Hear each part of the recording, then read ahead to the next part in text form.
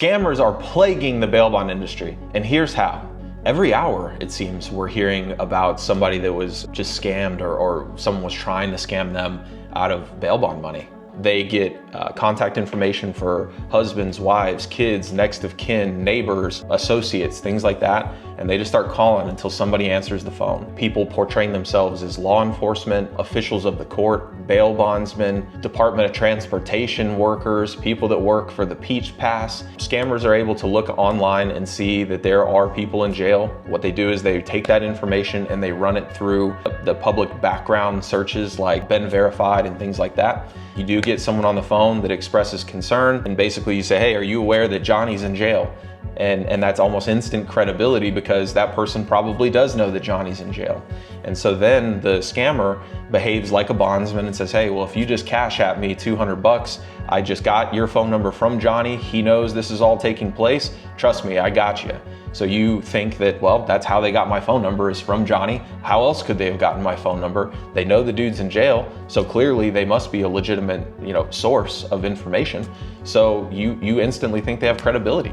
And you send over the money and then that person disappears. They are using real bail bond companies' names. They are using even employees of our company's names.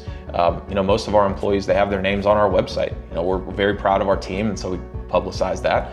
And it makes it very easy for someone to go on and say, hey, this is Jesse from Second Chance. I just got your phone number from Johnny in jail, and he wants you to bail him out, and I need you to send me some money. And shoot, they're even going on and taking our logos and putting them on the Cash App and the Venmo little icon in the app. So, in an earlier video, I touched on, the Cash App, Venmo, Zelle game. Again, that's how it's portrayed.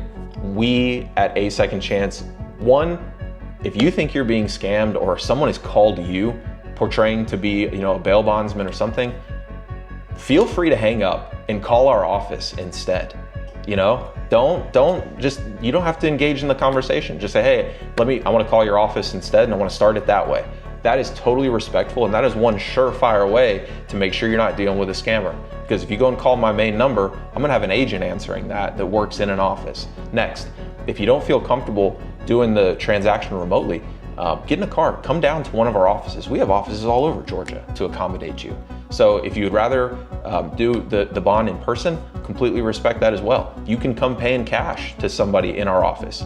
We will also request that you do a contract. You will have to provide proof of income and likely a state issued ID. So there are steps that we have to take in order to protect ourselves as well. A lot of these scammers bypass that. I've heard recently they're starting to do some basic paperwork to make it seem a little bit more authentic, but I'm telling you, if someone is reaching out to you and they're also talking about, Cash App, Venmo, Zelle, or something like that, and they're reluctant to meet you in person at a real bail bond company office or at the sheriff's department, I'm telling you what, odds are you're being scammed, and I would encourage you to hang up quickly and potentially call law enforcement if that's the case.